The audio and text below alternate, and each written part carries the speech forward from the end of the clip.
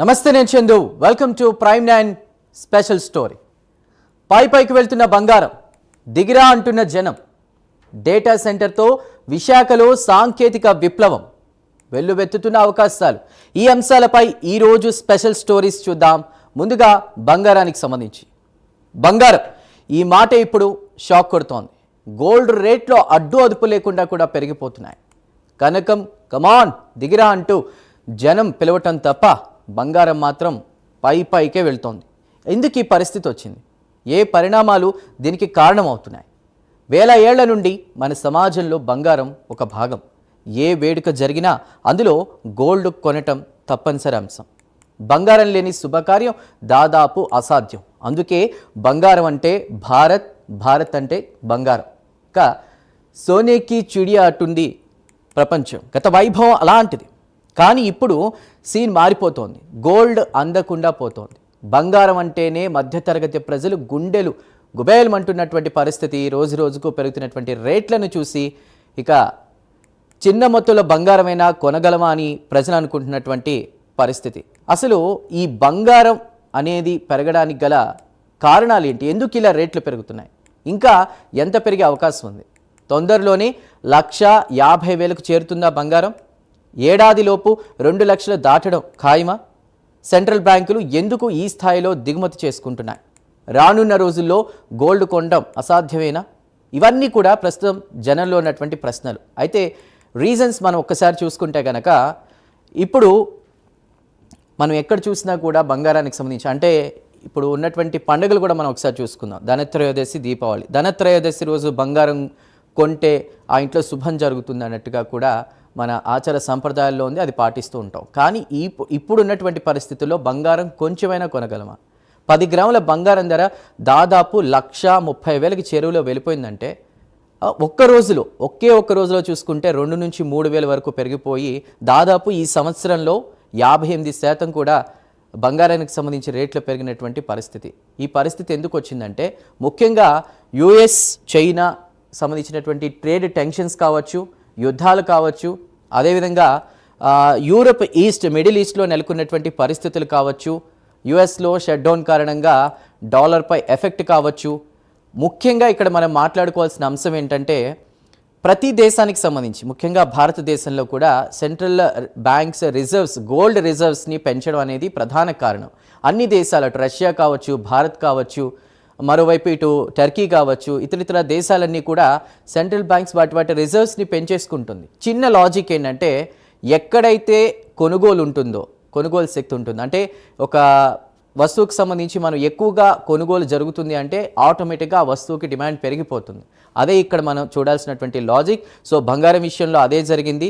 మరి 1979 ఆ ప్రాంతంలో ఇలాంటి ఒక పరిస్థితి వచ్చింది. ఆ తర్వాత మళ్ళీ ఇదే మొదటిసారి 2022 నుంచి చూసుకుంటే ఇప్పటి వరకు కూడా 140% కూడా బంగారం అనేది ఎఫెక్టివ్గా పెరుగుకుంటూ వస్తుంది. రానున్న రోజుల్లో దాదాపు 2 లక్షలకి వెళ్ళిపోయేటువంటి పరిస్థితి. మరి మిడిల్ క్లాస్ వాళ్ళు కావచ్చు, ఎవరైనా కూడా బంగారాన్ని కొనేటువంటి పరిస్థితి ఉందా?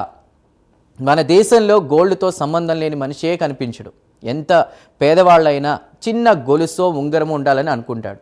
రూపాయి పోగేసి గోల్డ్ కొనుక్కుంటారు. కానీ ఇప్పుడు సామాన్యుడి శక్తికి మించినటువంటి ఎత్తుకి బంగారం చేరిపోతున్నటువంటి పరిస్థితి. బంగారం ధరలకు రెక్కలొచ్చి చాలా కాలమైంది. ఒకప్పుడు 50-60 వేలు ఉండేటువంటి ఆ పరిస్థితుల్లో కూడా భయపడేవాళ్ళు. కానీ ఇప్పుడు ఏకంగా 10 గ్రాముల బంగారం ధర 1,32,000 దాటింది. దాదాపు 1998 ఆ టైంలో చూసుకున్నా కూడా 10 గ్రాముల బంగారం ధర 1000కి పైగానే ఉండేది. కానీ ఇప్పుడు 10 గ్రాముల బంగారం ధర 1,32,000 దాటింది. అయితే ఎందుకు ఇలా జరుగుతుంది అనేటువంటి సందేహాలు అందరిలో ఉన్నాయి. బంగారం ధరలు ఊహించినంతగా పెరగడానికి గల కారణం ఏంటి? దీని వెనుకున్నటువంటి అసలు మర్మం ఏంటి అనేది చర్చించే ముందు అసలు కొంతకాలంగా గోల్డ్ రేట్లు ఎలా ఉన్నాయో ఇప్పుడు ఒకసారి చూద్దాం. దాదాపు నేను 1979 తర్వాత ఇలాంటి ఒక పరిస్థితి వచ్చిందని చెప్పాను. అంటే 2000 సంవత్సరం నుంచి మనం ఒక్కసారి చూసుకుంటే కనుక 2000 సంవత్సరంలో 10 గ్రాముల బంగారం ధర ఎంతుందో తెలుసా? జస్ట్ మీరు ఊహించగలరా? 5,000 మాత్రమే. ఇప్పుడు అదే 5,000కు ఎంత బంగారం వస్తుంది?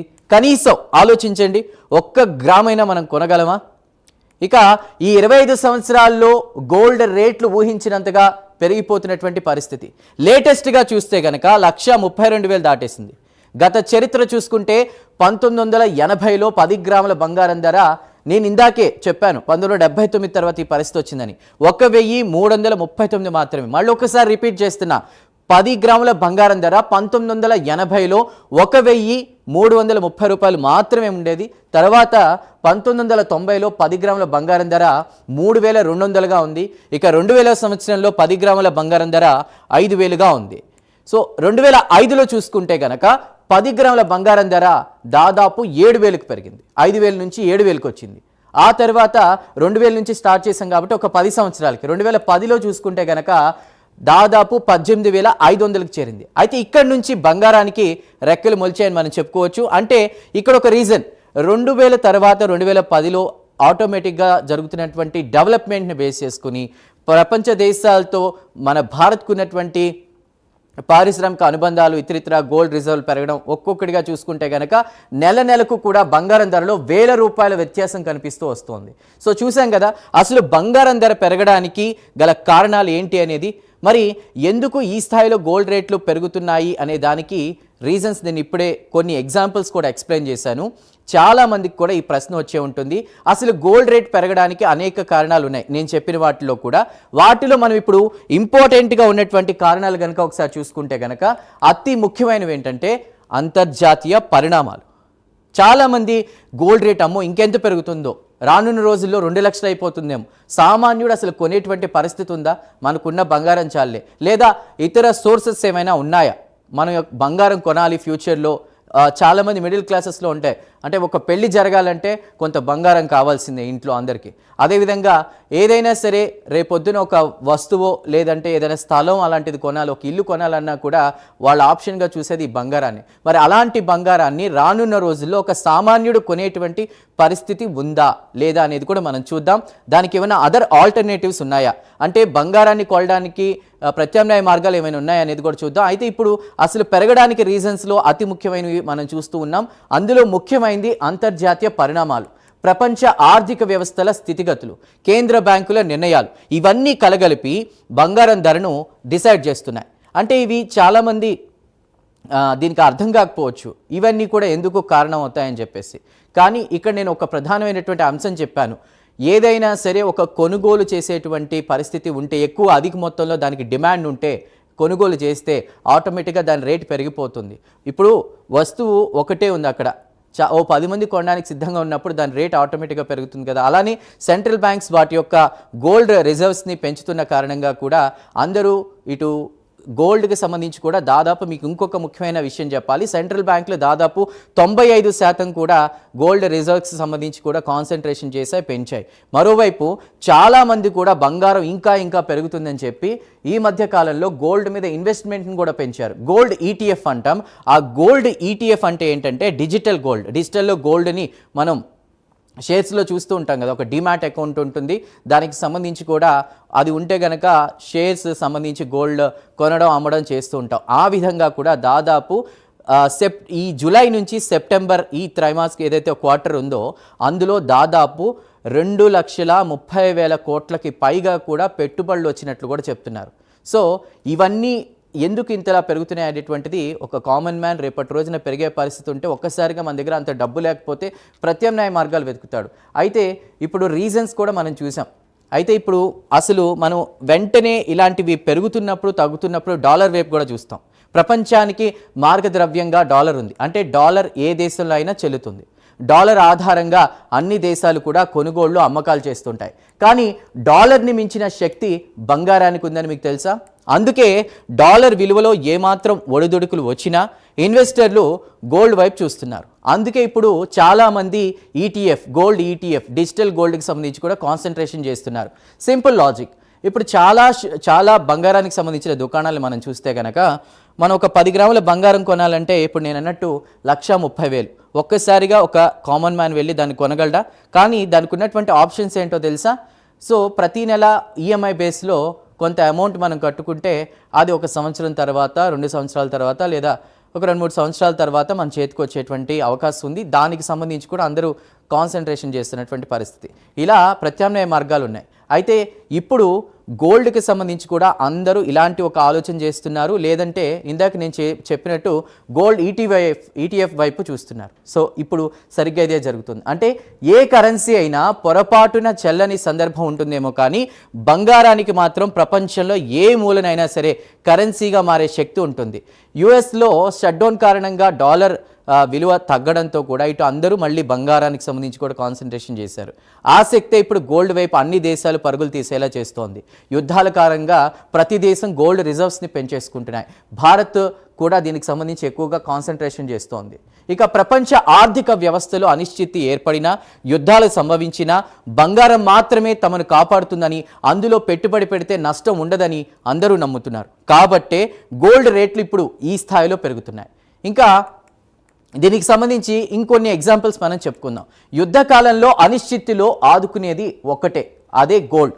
రష్యా ఉక్రెయిన్ యుద్ధం అందరికీ తెలుసు. మనం చాలా సంవత్సరాల నుంచి వార్తల్లో చూస్తున్నాం రష్యా ఉక్రెయిన్కి సంబంధించి. ఇప్పుడు ఈ వార్ మొదలైనప్పుడు బంగారం ధర ఒక్కసారిగా పెరిగింది అవుదా. అదేవిధంగా మిడిల్ ఈస్ట్లో ఘర్షణలతో పాటు చమురు ధరలు పెరగడం, అమెరికా చైనా వాణిజ్య యుద్ధం కూడా పెట్టుబడిదారుల్లో ఒక రకంగా భయాన్ని పెంచాయి. దీంతో వాళ్ళంతా కూడా బంగారంపై పెట్టుబడి పెట్టడానికి ఆరాటపడ్డారు. ఇవన్నీ కూడా అందరూ గమనిస్తున్నారు కదా. ఒక కంట్రీ చేసినాక ఇంకో కంట్రీ, ఓకే ఇలాంటి పరిస్థితే మనకు వచ్చినప్పుడు మనం ఏం చేయాలి?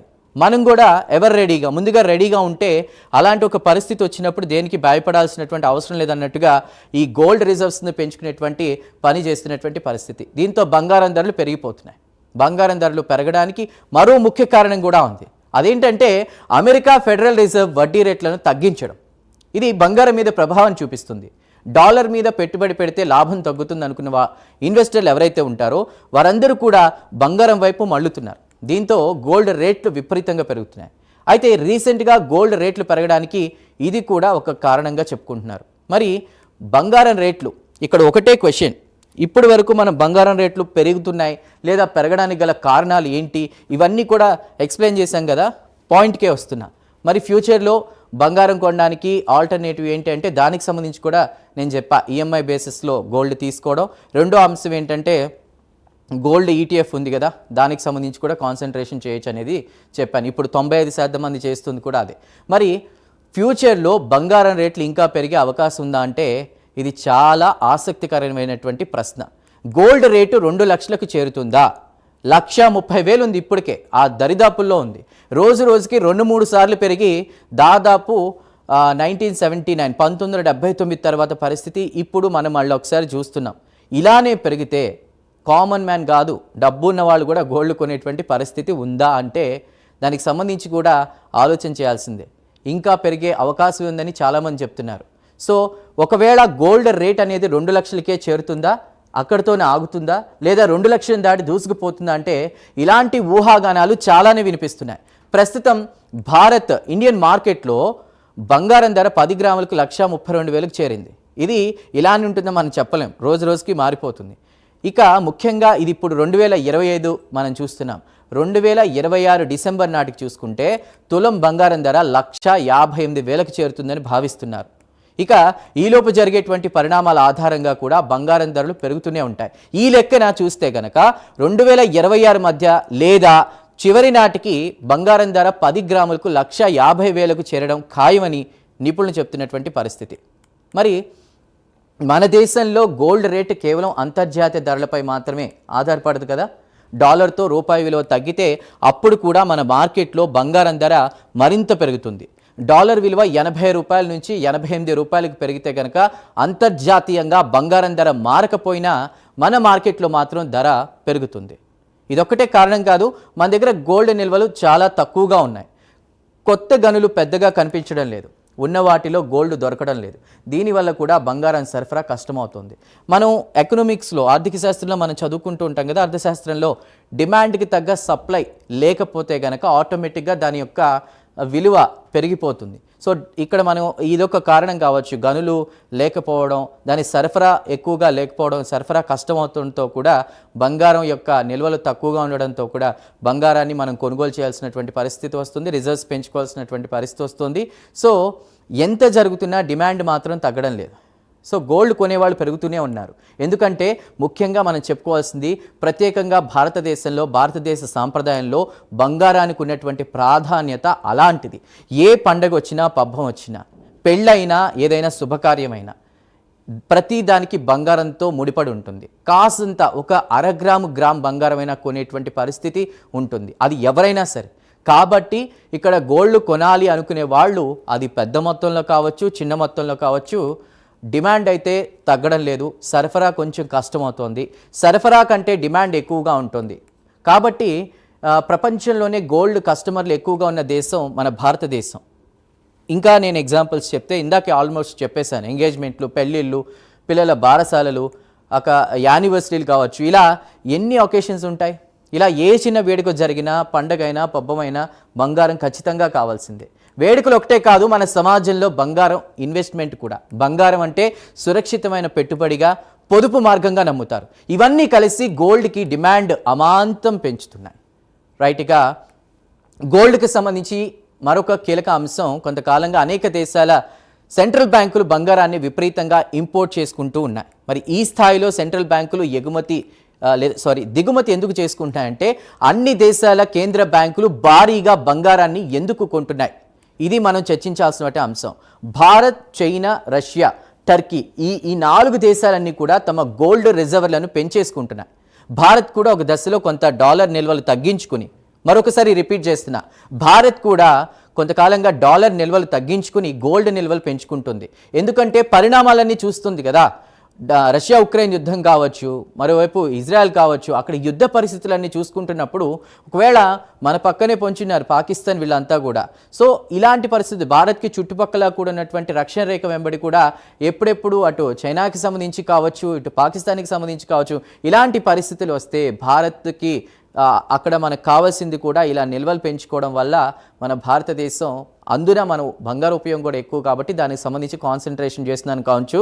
ఇక ప్రపంచ ఆర్థిక వ్యవస్థలు అస్థిరంగా ఉన్నప్పుడు ఏ దేశం దగ్గర బంగారం ఎక్కువ ఉంటే అదే బలంగా ఉంటుంది. అదే ఇప్పుడు ఇండియా మరొకసారి దీనికి సంబంధించి ఆలోచన చేస్తూ కాన్సన్ట్రేషన్ చేస్తుందని చెప్పుకోవచ్చు.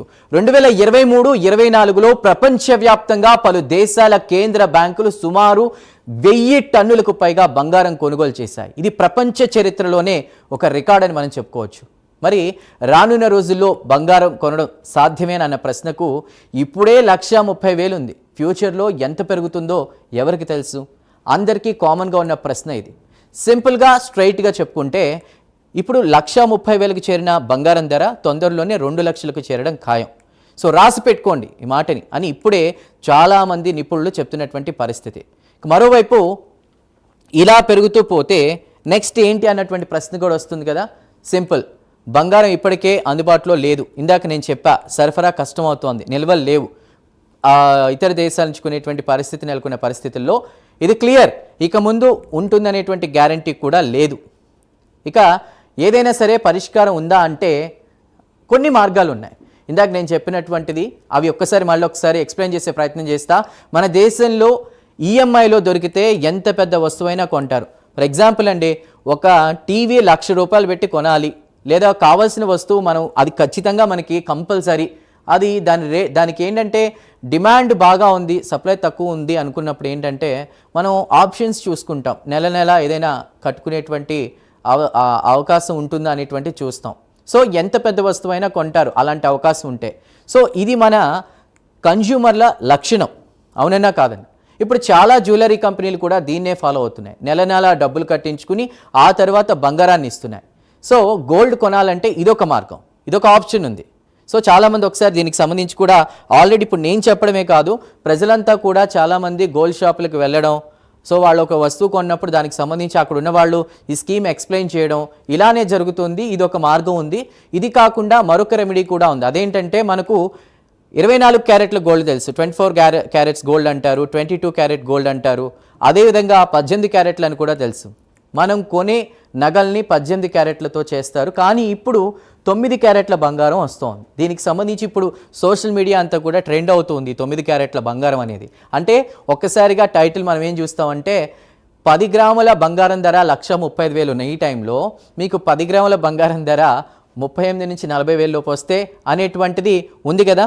సో దానికి సంబంధించి చూసుకుంటే ఈ 9 క్యారెట్ల బంగారం గురించి ఇప్పుడు సోషల్ మీడియాలో ట్రెండ్ అవుతుంది. దీని రేటు 9 క్యారెట్ల బంగారం రేటు తులం 40,000 మాత్రమే ఉంటుంది. ఈ బంగారం కూడా మార్కెట్లో ఉంది. అంటే కేవలం నగల కోసమే అయితే ఇది కాస్త ఊరటనిచ్చేటువంటి సొల్యూషన్ అనుకోవచ్చు. కానీ ఏది ఏమైనా మేలిమి బంగారం కావాలని, స్వచ్ఛమైన పుత్తడి కావాలని ఆశించే వాళ్ళు మాత్రం భారీగా ఖర్చు పెట్టక తప్పదు. ఇక చివరిగా గోల్డ్ మాత్రమేనా? వెండి సంగతి ఏంటంటారా? వెండి కూడా బంగారంతో పోటీ పడుతోంది. అది ఎలా అంటారా? ఎందుకంటే గత జనవరి మనం చూసుకుంటే గనక 1 కేజీ కిలో వెండి ధర దాదాపు 1,00,000 ఉన్నటువంటి పరిస్థితి. ఇప్పుడు దాదాపు ఇంకా జనవరి రానే లేదు, కేజీ కిలో వెండి ధర 2 లక్షలకి చేరిపోతుంది. దానికి గల కారణాలు ఏంటి అనేది మనం ఒకసారి డిస్కస్ చేసే ప్రయత్నం చేద్దాం. వెండి కూడా బంగారంతో పాటే పెరుగుతోంది.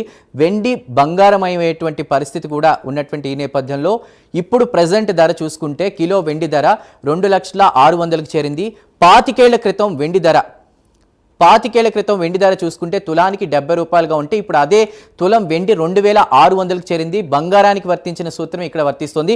రీజన్స్ ఒకసారి ఫాస్ట్గా చెప్పే ప్రయత్నం చేస్తా. ఇప్పుడు వెండి అనేది ఎందుకు ఇలా పెరుగుతుంది అంటే 5G టెక్నాలజీ కావచ్చు, అదేవిధంగా ఇప్పుడు ఏదైతే సోలార్ ప్యానెల్స్ ఉంటాయో అందులో వెండి కండక్టర్గా పనిచేస్తుంది. ఆ కండక్టర్కి సంబంధించి అదేవిధంగా 20 నుంచి 30 గ్రాములు ఈ ఎలక్ట్రిక్ వెహికల్స్ ఏదైతే పొల్యూషన్ తగ్గించే ఎలక్ట్రిక్ వెహికల్స్ ఏవైతే వస్తున్నాయో ఎలక్ట్రిక్ వెహికల్స్లో కూడా వెండిని వినియోగిస్తున్నారు 20 నుంచి 30 గ్రాముల వరకు కూడా. అదేవిధంగా ఎలక్ట్రానిక్స్, ఇలా రకరకాల రీజన్స్ వెండి యొక్క డిమాండ్. సో ఇక భారత్ ఏం ఆలోచిస్తుందంటే 2030 కల్లా కూడా 500 గిగావాట్ల రెన్యూబుల్ ఎనర్జీని టార్గెట్గా పెట్టుకుంది, లక్ష్యంగా పెట్టుకుంది. ఈ నేపథ్యంలో ఇంకా వెండికి ధర ఇంకా అలానే పెరుగుతున్నటువంటిది. అయితే వెండి కూడా బంగారంతో పోటీ పడుతుంది. ప్రపంచంలో ఆర్థిక అస్థిరత పెరిగినప్పుడు ప్రపంచవ్యాప్తంగా పెట్టుబడిదారులు గోల్డ్ ఆ తర్వాత సిల్వర్ వైపే చూస్తారు. కాబట్టి సిల్వర్ కండిషన్ ఎలా ఉంది, అది పెరగడానికి గల కారణాలు ఏంటో ఇప్పుడు నేను చెప్పాను.